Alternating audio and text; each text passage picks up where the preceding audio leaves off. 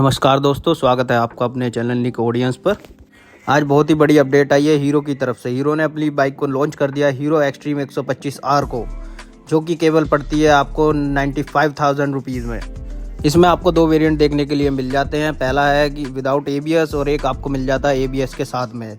ये गाड़ी single channel ABS के साथ में आती है, जो उसका टॉप वेरिएंट है, जो कि पड़ता है आपको 99,500 रुपीज़ का एक शोरूम। तो चलिए शुरू करते हैं, इसका फुल डिटेल रिव्यू देख लेते हैं क्या कुछ ऑफर किया है हीरो एक्सट्रीम ने 125R में।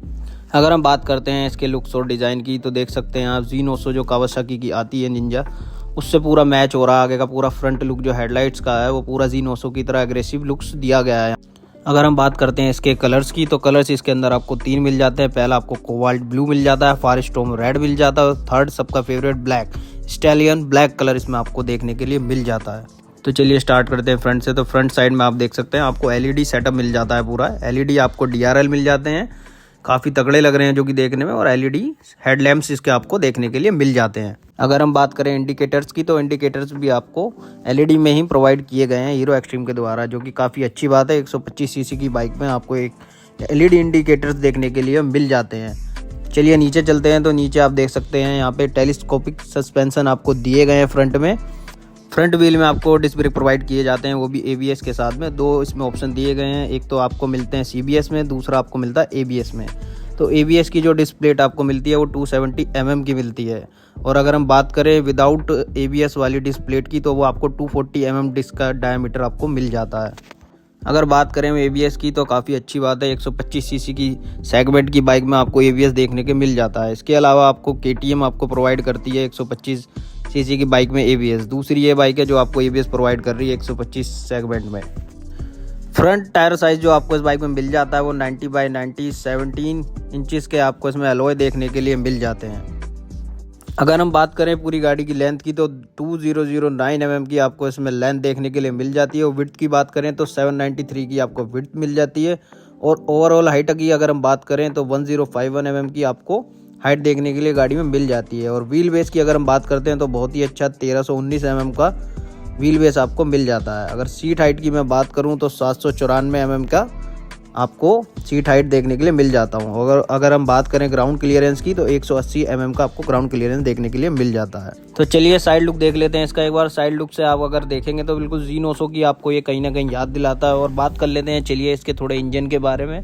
तो इसमें आपको एयर कूल 4 स्ट्रोक आपको 125 cc का देखने के लिए मिल जाता है, जो कि आपको मैक्स पावर निकाल के देता है 11.4 bhp की, जो कि प्रोवाइड करता है 8250 RPM पर। अगर हम बात करते हैं इसकी टॉर्क की, तो 10.5 न्यूटन मीटर का ये टॉर्क निकाल के देता है 6000 RPM पर।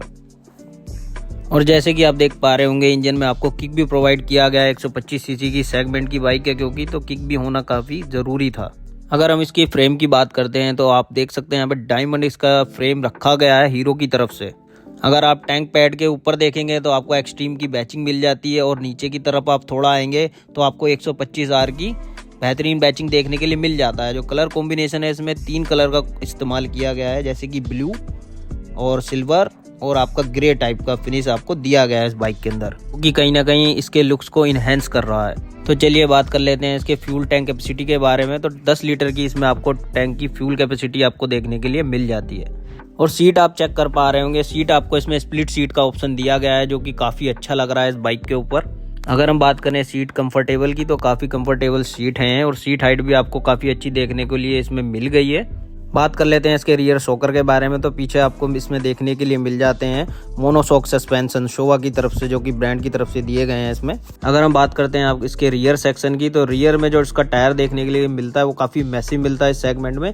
120x80 17 इंचज़ के आपको अलॉय मिलते हैं, जो कि 120 सेक्शन का रहने वाला है, जो कि काफ़ी मैसिव लुक आपको देने वाला है पीछे से।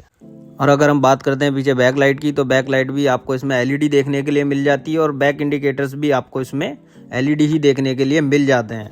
तो चलिए चलते हैं इसकी लेफ्ट साइड रियर व्यू की तरफ। अगर हम यहाँ पे देख सकते हैं टायर के साइड में आपको यहाँ पे सारी गार्ड दिया गया है, जो कि काफ़ी बेहतरीन दिया गया है लेडीज़ पर्पस को देखते हुए, क्योंकि लेडीज़ अगर आपकी यहाँ पे लेफ्ट साइड में पैर करके बैठती हैं तो उनको सेफ्टी के लिए यहाँ पे बहुत ही बढ़िया सारी गार्ड दिया गया है, जिससे उनके कपड़े इसमें टायर में ना फंसें। और यहीं से आप देख सकते हैं पीछे का जो इसका मडगार्ड है वो भी यहाँ से अटैच है, सिंगल तरफ से ही अटैच है मडगार्ड, जो कि काफी तगड़ा लुक देता है। चैन कवर पे आपको यहाँ पे देखने के लिए मिल जाता है, ओपन चैन कवर स्टाइल में आपको बाइक दी गई है पूरे स्पोर्ट्स लुक में। तो चलिए चेक कर लेते हैं इसमें मीटर कंसोल में आपको क्या कुछ देखने के लिए मिल जाता है और स्विचेस के बारे में। तो लेफ्ट साइड हैंडल बार पे अगर हम आते हैं तो हमें स्विच देखने के लिए मिलते हैं, यहाँ पे इंडिकेटर के, हॉर्न के और लाइट के कुछ स्विच देखने के लिए मिल जाते हैं। बैक साइड में इसके आपको ग्रैब हैंडल्स भी देखने के लिए मिल जाते हैं, जो कि सेफ्टी के पर्पज से काफ़ी अच्छे हैं। ग्रैब हैंडल्स की क्वालिटी काफ़ी डिसेंट रखी गई है। रियर में आपको ड्रम ब्रेक देखने के लिए मिल जाते हैं, डिस्क ब्रेक नहीं दिए गए हैं क्योंकि काफ़ी कम सीसी की बाइक है, 125 सीसी की बाइक में डुअल डिस्क मायने नहीं रखता है, ड्रम ब्रेक ही इसलिए इनफ है इसके रोकने के लिए। और साथ ही में यहाँ पे हमको मिल जाता है हैजार्ड का स्विच, जिसपे आप चारों इंडिकेटर्स ऑन कर सकते हैं।